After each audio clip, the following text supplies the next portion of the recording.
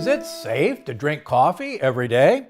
I found an article titled 10 Reasons Why You Might Want to Quit Coffee. Number 1, the caffeine in coffee increases catecholamines, your stress hormones. The stress response elicits cortisol and increases insulin. Insulin increases inflammation, and this makes you feel lousy.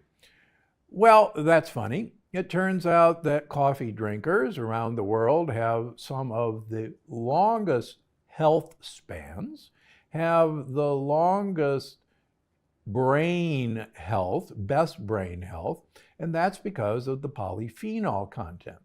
Now, catecholamines are actually pretty doggone good for you. As a heart surgeon, I know that if I need to get the most out of my heart function in a patient with lousy hearts, I will actually give them intravenous forms of catecholamines.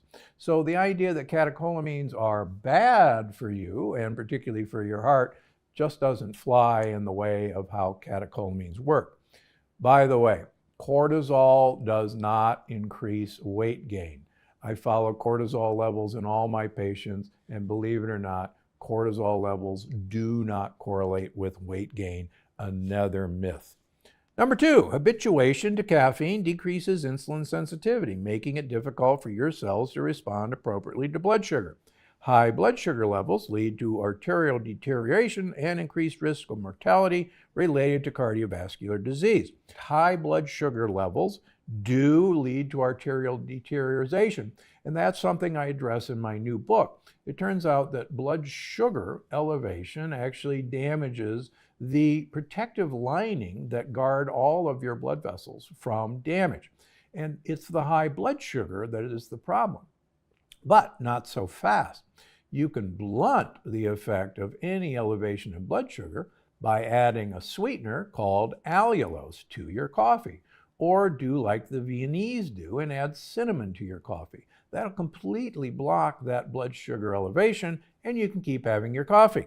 Number 3, unfiltered coffee has the highest amount of beneficial antioxidants, yet also leaks the most diproteins into your system.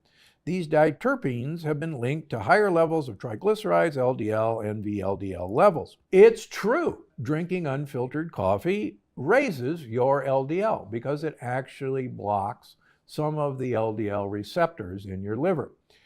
Is that a bad thing? It turns out it has no relationship with heart disease whatsoever. One of the great myths of heart disease is that LDL contributes to the development of heart disease. What's important is whether that LDL is activated, whether it's rusty or rancid or oxidized. And the more polyphenols you have in your system, including from coffee, the less your LDL oxidizes. So we're missing the boat. We don't need to focus on LDL. We need to focus on not oxidizing your LDL, and that's exactly what coffee consumption does. Number 4, the helpful chlorogenic acids that may delay glucose absorption in the intestine have also been shown to increase homocysteine levels, an indicator for increased risk of cardiovascular disease, which tends to be elevated in diabetics.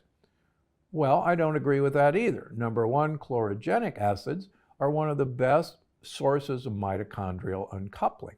And the more we uncouple our mitochondria, the less chance we have of diabetes.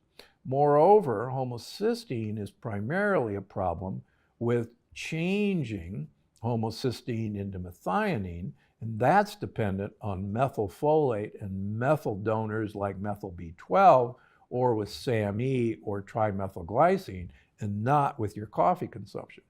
If this was a problem, then habitual coffee drinkers would have the worst cardiovascular disease and the worst brain health, and the exact opposite is true. Number 5, the acidity of coffee is associated with digestive discomfort, indigestion, heartburn, GERD, and dysbiosis, imbalances of the gut flora. Well, sorry, study after study shows that coffee consumption improves dysbiosis because it's a rich polyphenol substance that is an impressive prebiotic for good gut bacteria. Now, yes, the caffeine in coffee can lower esophageal sphincter pressure. That's that little tight little thing that keeps all your stomach contents and stomach acid down in your stomach where it belongs. Caffeine in certain people can lower that resistance and make that kind of spring open. That's why having coffee after dinner, in my humble opinion, is one of the dumbest things you can do, because that will lower your resting esophageal sphincter pressure and cause reflux. Number 6, addiction is an issue with coffee drinkers and makes it really difficult to rely on the body's natural source of energy. Ask any coffee drinker how it feels to withdraw from coffee, and you will mistake their story for that of a drug addict. You can get habituated to coffee, particularly the caffeine in coffee. That's why it's important to watch your coffee consumption. But here's the good news. Studies show that people who drink 5 cups of coffee a day have better cardiovascular health, better brain health than people who drink less than that or people who drink none at all. Choose your poisons. 7, associative addictions trend with coffee. Who doesn't immediately think of warm, frothy, sweet cream and sugar when they picture coffee? I don't. Surely the business of coffee has inspired a culture addicted to the sugary, fatty taste of what has become more of a meal than a drink. That morning latte is the epitome of food lacking nutrition density, yet packing energy. The problem is we as a society run from bitter taste. And big food knows that to cover the bitterness, they put in sugar and they put in milk products. The problem with adding sugar is sugar.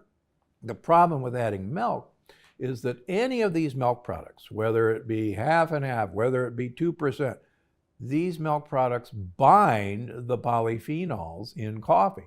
So it negates any possible benefit.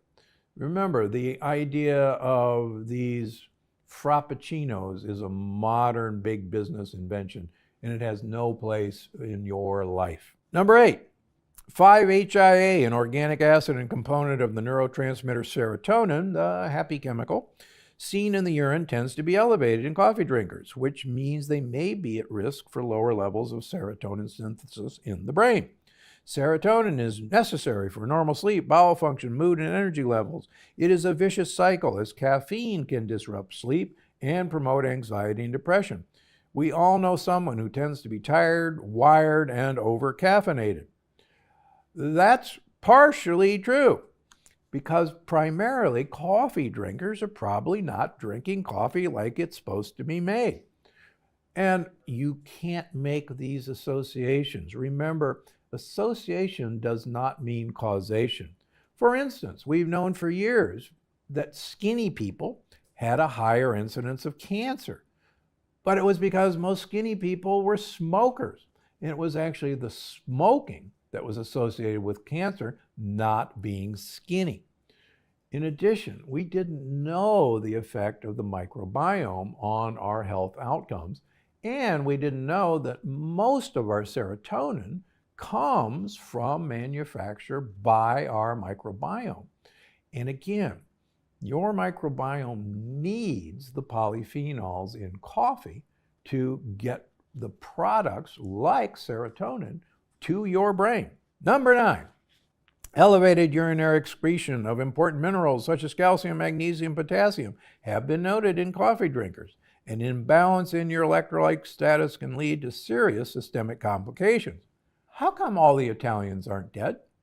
How come all the Greeks aren't dead? How come all the Turks aren't dead? These are people who consume huge amounts of coffee, and I don't hear them dying in the streets of electrolyte disturbances. Look, we as a country have profound electrolyte disturbances because we've been told to have low salt in all of our diet, and our soils are depleted in all of these trace minerals. So please get your trace minerals from food. Don't be afraid of the salt shaker, and have your coffee.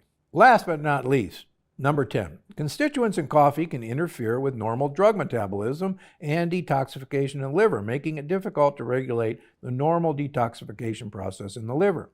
Another issue to be aware of with coffee intake is how certain medications, such as levothyroxine, which is a thyroid medication, as well as tricyclic antidepressants, are poorly absorbed, making symptoms curiously worse for patients.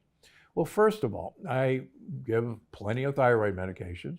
And no, we do not give thyroid medications with any food or any liquid except for water for at least 15 minutes. Same way, antidepressants, it turns out we now know that antidepressants primarily work by altering the gut microbiome favorably. And if you want to alter the gut microbiome favorably, there's no better way than with the polyphenols in coffee, provided you're not putting the milk, sugar, and cream in it like most people do. I think you're going to love this one. There are things in your kitchen you probably use every day that are poisoning you and your family.